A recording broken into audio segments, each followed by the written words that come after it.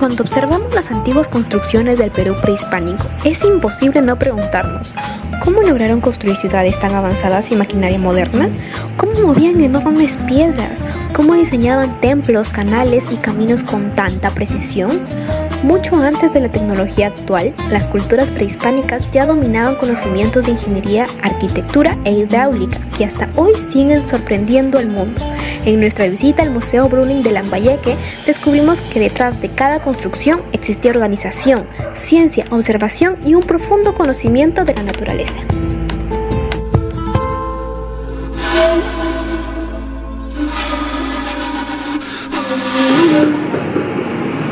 Después de observar todo este legado histórico y arquitectónico, comprendemos por qué el Museo Brüning genera tanta admiración entre sus visitantes. Cada pieza exhibida evidencia el avanzado desarrollo técnico y cultural de las civilizaciones prehispánicas. Para profundizar en la relevancia histórica y el impacto cultural de este museo, a continuación mi compañero realizará una breve entrevista a uno de los guías especializados del museo.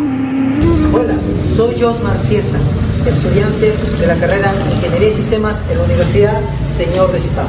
El día de hoy nos encontramos en el Museo Arqueológico Nacional Brüning, acompañado de nuestro guía Iván.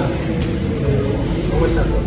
El cual nos va a ayudar a resolver las siguientes interrogantes del tema de la historia de la ingeniería y la arquitectura en el mundo prehispánico en el Perú, del curso Cátedra Zipaquirá. Acompáñenos a vivir esta hermosa aventura. Vamos.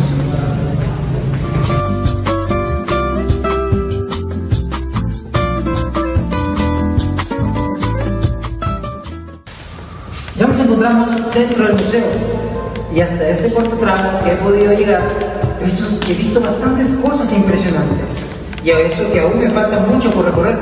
Iván, ¿cuál es la síntesis de este museo? ¿Por qué deja a todos maravillados? Bueno, la particularidad que tiene este museo justamente es que nos cuenta toda una historia en un orden cronológico exacto. Le muestra al mundo, nos muestra a nosotros como lambayecanos, como peruanos o a la gente que nos visita de afuera, miles de años de historia. Como tú mismo lo has comprobado, desde que ingresamos hasta aquí, hemos visto diferentes objetos, no de una época, sino de muchas épocas, desde la época lítica, de la época arcaica, la época formativa. Entonces justamente es una síntesis o una especie de sumario que reúne a todas las sociedades que hemos tenido en la costa norte peruana, pero que también nos da la oportunidad de conocer culturas con las que hubo coexistencia, culturas con las que hubo vínculos cercanos y que gracias a ello pues lograron el gran desarrollo que es como lo que conocemos hoy a nuestras sociedades, ¿no? Culturas muy civilizadas. Iván, ¿y cuáles son esas culturas norte del Perú que están representadas aquí en el Museo Brüning? Bueno, si vamos a hablar específicamente de las culturas que se han desarrollado en el norte, pues los Copisnique, considerados como la madre de las culturas en el norte del Perú, los mochitas, ¿no? Que vienen después, la formación de nuevos reinos, Lambayeque y Chimú, que son posteriores a los mochitas, ¿no? Y bueno, ya la llegada de los incas, que no son precisamente del norte, pero que llegaron aquí, ya saben que el imperio pues ha sido muy grande. Pero así como por ejemplo podemos mencionar a los incas, también podría tener la libertad de mencionar a los Caxamar, ¿no? La cultura Huari, ¿no? que ciertamente no son de este territorio, pero que han tenido muy buena relación con las culturas que mencioné primero, que son las del norte. Muchas gracias. Sin duda, esta explicación nos ha permitido comprender mejor la grandeza de las culturas prehispánicas y el enorme valor histórico que se conserva en el Museo Brüning. Resulta realmente admirable conocer cómo, con los conocimientos y recursos de su época, lograron desarrollar construcciones tan complejas y duraderas. Ahora continuemos profundizando en este tema con una nueva interrogante. ¿Qué materiales utilizaban las culturas prehispánicas para realizar sus construcciones? Bueno, luego de haber recorrido todo este maravilloso museo, luego de haber visto todo lo maravilloso de estas culturas del norte, me he quedado impresionado con algo. Iván, después de ver todo esto dentro del museo, quisiera preguntarle sobre la arquitectura. ¿Qué materiales utilizaban estas culturas prehispánicas para construir sus templos y ciudades? Bueno, si estamos hablando de las culturas prehispánicas, hay que especificar también de que según la geografía ellos han podido construir sus templos. Si vamos a hablar especialmente sobre el norte, se utiliza mucho el barro para la elaboración del llamado adobe. Esto ha ido cambiando con el tiempo progresivamente, ya que cada sociedad empleó diferentes técnicas. Pero, por ejemplo, para la construcción de estos templos impresionantes que has visto representados ya sea en pinturas o en las maquetas, sí se empleó mucho el barro, un barro que estaba mezclado de pronto con arcilla, con cáscaras de ojos de ave, con guano, con basura orgánica, que permitieron esta consistencia del adobe en sí, y que se hicieron resistentes a lo largo del tiempo. ¿Y qué técnicas de ingeniería hidráulica utilizaron las culturas antiguas prehispánicas para la elaboración de sus templos? Bueno, hay algunas técnicas de ingeniería hidráulica. Vamos a partir de que ellos podían construir canales, famosos canales de riego. Los canales de riego van a estar orientados de diferente manera, según el uso. Están los rectos, están los que son en zigzag, están también los que tienen estilo de colibrí, que permitían, por ejemplo, que el agua sea más próxima al espacio o más lenta en el recorrido. Pero también, por ejemplo, hubieron culturas, reinos en el norte que utilizaron los famosos huachaques. Los huachaques son grandes pozos. Imagina que es como una piscina grande, donde esa se va a llenar progresivamente de agua y luego con eso abastecían hidráulicamente para las necesidades que ellos querían convenir, y bueno, especialmente lo que es el tema de la construcción. Así que bueno, sí, hubieron algunas técnicas como las que te acabo de mencionar para la construcción de templos, e incluso hasta de manera agrícola. ¿Y por qué fueron importantes los canales de irrigación para el desarrollo de estas culturas? Bueno, porque como en toda actividad, en cualquier oficio o profesión, siempre necesitamos de técnicas para que puedan facilitar la elaboración de lo que estemos realizando. Entonces, los canales fueron importantes porque justamente son uno de de las formas más ágiles que ellos tuvieron o utilizaron para poder, en este caso, dirigir el agua hacia las zonas de la elaboración, por ejemplo, del adobe, o para poder hacer los templos, para que sea un poquito más rápido el acceso, de tal manera que ellos ya no tenían que ir hasta el río a coger agua y llevarlo hasta la zona de elaboración, sino que los mismos canales conducían por la fuerza en la que se movía el río hacia las zonas donde iban a hacer sus trabajos arquitectónicos, sus trabajos agrícolas y todo lo que ellos pues realizaban en ese entonces. ¿Y qué características tuvieron estas pirámides? Bueno, estas pirámides tuvieron características principalmente que eran grandes centros, como por ejemplo lo que vemos aquí en esta maqueta. Aquí ustedes tienen un ejemplo claro de cómo eran estas pirámides. Truncas por naturaleza, ¿no? Tenían una rampa que permitía el acceso hacia la parte alta. En la parte superior colocaban lo que son las viviendas, templos, diferentes áreas para diferentes usos. Tenían una construcción sismo resistente. Aquí en estos templos se ha podido ver paneles modulares que permitían la sismo resistencia de cualquier fenómeno natural de esa época. Vemos también a través de esta representación muy didáctica que son zonas urbanas. El templo aquí, la zona urbana aquí abajo y el pueblo mucho más alrededor. Entonces son de las principales características que tuvieron estas pirámides en ese entonces. ¿Y qué importancia tuvo la orientación de los templos y construcciones ceremoniales?